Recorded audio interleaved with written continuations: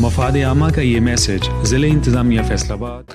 अस्सलाम वालेकुम, मैं अब्दुल्ला नैयर डिप्टी कमिश्नर फैसलाबाद आपसे मुखातिब हूँ।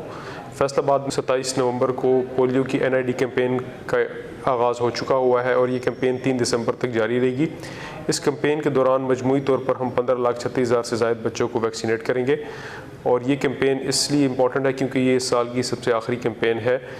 इस कैंपेन के दौरान हमने फैसलाबाद की तमाम UCs के अंदर, जो कि 289 UCs बनती हैं, उनके अंदर हमारी पोलियो की टीमें जाएंगी और घर घर जाकर और स्कूल जाकर तमाम बच्चों को वैक्सीनेट करेंगी। इसके अलावा हमारी टीमें बसों के अड्डों पर, रेलवे स्टेशंस और जितने भी एयरपोर्ट वगैरह इस तरह की जगह हैं उन पर भी जाकर बच्चों को वैक्सीनेट करेंगी।